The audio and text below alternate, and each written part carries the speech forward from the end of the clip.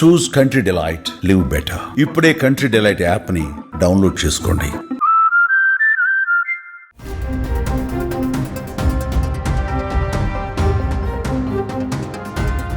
హైదరాబాద్లో జరుగుతున్న వరుస అగ్ని ప్రమాదాలు, రోడ్డు ప్రమాదాలతో నగరవాసులు భయభ్రాంతులకు గురవుతున్నారు.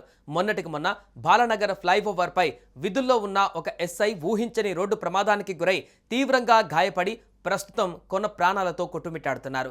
ఇది మరవక ముందే తాజాగా సంగారెడ్డి జిల్లాలో జరిగిన ఘోర రోడ్డు ప్రమాదంలో ఫిలింనగర్ ఎస్ఐ ప్రాణాలు కోల్పోయారు.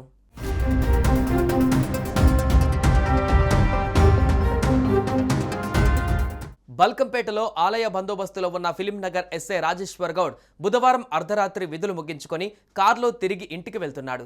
ఈ క్రమంలోనే సంగారెడ్డి జిల్లా చేరియాల గేటు వద్ద లారీని వెనకాల నుంచి కార్ ఢీకొట్టింది.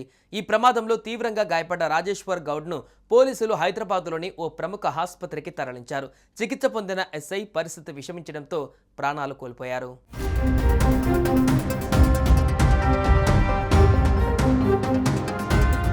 ఈయన మరణ వార్త తెలుసుకున్న అతని భార్య, ఇతర కుటుంబ సభ్యులు గుండెలు పగిలేలా రోధించారు. రాజేశ్వర్ గౌడ్ స్వస్థలం సంగారెడ్డిలోని చాణక్యపురి కాలనీ. వారం రోజుల క్రితమే హైదరాబాద్లోని ఫిలింనగర్ పోలీస్ స్టేషన్లో ఎస్ఐగా బాధ్యతలు స్వీకరించిన ఆయన 3 రోజుల నుంచి బల్కంపేట ఎల్లమ్మ ఆలయం వద్ద విధి నిర్వహణలో ఉన్నారు. మృతునికి భార్య, 2 పిల్లలు ఉన్నారు. ఇదిలా ఉంటే 1990లో పోలీస్ శాఖలో ఉద్యోగంలో చేరిన రాజేశ్వర్ గౌడ్ ఈ మధ్య ఎస్ఐగా బాధ్యతలు చేపట్టి ఇంతలోనే మృతి చెందడం అనేది అందరినీ కంటతడి పెట్టిస్తుంది.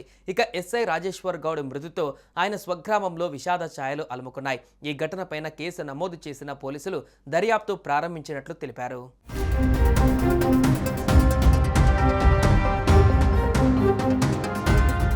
సుమన్ టీవీలో మీ పర్సనల్ అండ్ బిజినెస్ ప్రమోషన్స్ కోసం కింది నెంబర్కి కాంటాక్ట్ చేయండి.